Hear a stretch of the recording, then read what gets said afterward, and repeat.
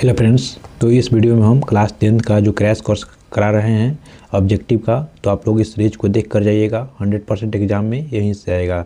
चलिए स्टार्ट करते हैं क्वेश्चन नंबर 1 से। देखिए, आज जो क्वेश्चन लिए हैं कार्बन एंड इट्स कंपाउंड से लिए हैं, जो 20 MCQ रहेगा और आप लोग टेस्ट कीजिए कितना आप लोग सही बनाते हैं। ठीक है फ्रेंड्स, चलिए स्टार्ट करते हैं। देखिए, कार्बन की संयुक्ता कितनी होती हैं, ध्यान रखिएगा। कार्बन से किस संयुक्ता यहाँ पे पूछ रहे हैं फ्रेंड्स, तो ध्यान रखिएगा। तो कार्बन का पहले मतलब कि क्या होता है, एटॉमिक नंबर कितना होता है, 6 होता है। ठीक है फ्रेंड्स, तो इसको हम 2 और 4 में निकाल देते हैं, तो संयुक्ता क्या हो जाएगा, जो लास्ट वाला बचता है वही संयुक्ता होता है, तो 4 संयुक्ता हो जाएगा, ऑप्शन नंबर सी।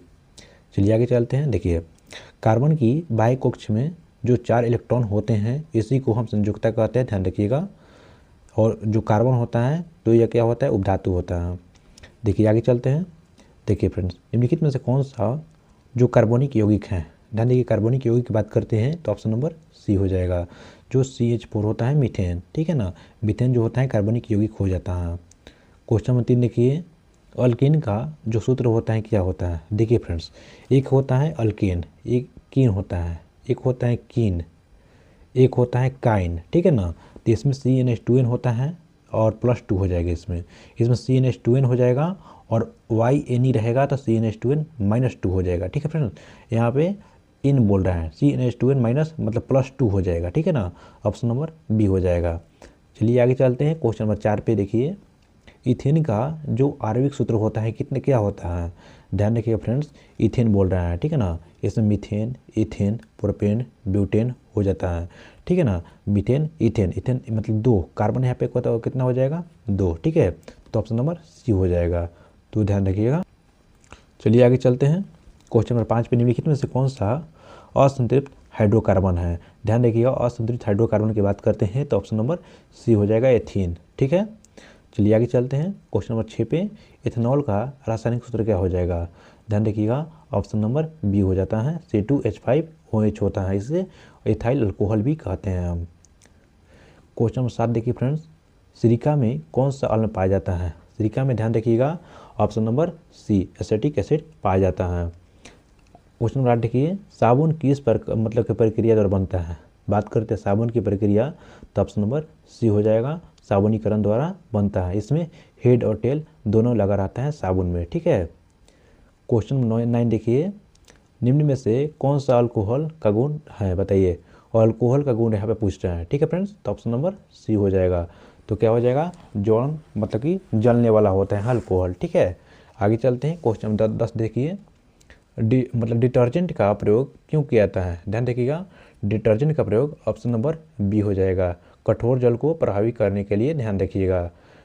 क्वेश्चन नंबर 11 देखिए फ्रेंड्स, इथेनॉल का प्रयोग हम किस में करते हैं, ध्यान देखिए, इथेनॉल का प्रयोग हम ऑप्शन नंबर डी यानी इथन में, उसके बाद औषधि में, सॉल्वेट में, ध्यान देखिए सब में करते हैं।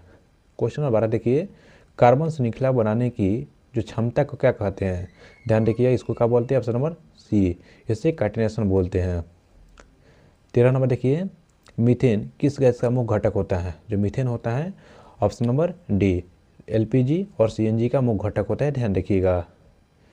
14 नंबर देखिए क्वेश्चन, एथीन का उपयोग कहाँ किस में होता है, एथीन का उपयोग ध्यान रखिएगा, ऑप्शन नंबर इथेन में, प्लास्टिक में और फल पकाने में सबका में प्रयोग करते हैं, ऑप्शन नंबर डी हो जाएगा।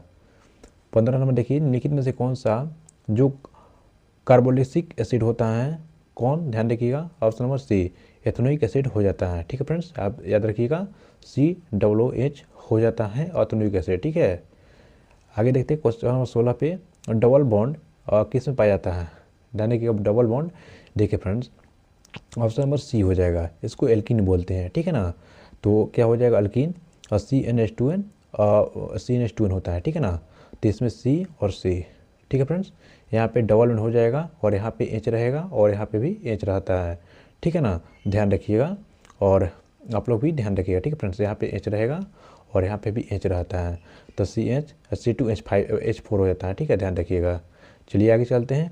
क्वेश्चन नंबर 17 पे, साबुन और डिटर्जेंट मुख्य क्या कारण अंतर क्या होता है, ध्यान रखिएगा, ऑप्शन नंबर सी हो जाएगा, कठोर जल का कार्य। ठीक है, क्वेश्चन नंबर 18 देखिए, कार्बन के जो सामान्य किस्में होते हैं, धान्य के कार्बन के सामान्य धान्य के ऑप्शन नंबर ए हो जाएगा। सामान्य सूत्र अलग अलग गुण हो जाता है। ठीक है, देखिए आगे चलते क्वेश्चन 19 बताइए आप लोग। एल्काइन का जो सूत्र होता है बताइए, एल्काइन का सूत्र है। ठीक है, तो ऑप्शन नंबर सी हो जाएगा, CnH2n-2 हो जाता है। ठीक है फ्रेंड्स, देखिए क्वेश्चन नंबर भी थे, निम्नलिखित में से कौन सा जैव अवघटक है। जैव अवघटक की बात करते हैं तो ऑप्शन नंबर सी हो जाएगा, साबुन। साबुन जो होता है जैव अवघटक, जो पृथ्वी में घुल उल कर खत्म हो जाता है, उसे जैव अवघटक बोलते हैं। ठीक है फ्रेंड्स, चलिए आप लोगों को वीडियो अच्छी लगी तो लाइक कीजिएगा और चैनल पर नया है तो सब्सक्राइब कर लीजिएगा। मिलते हैं नेक्स्ट वीडियो में।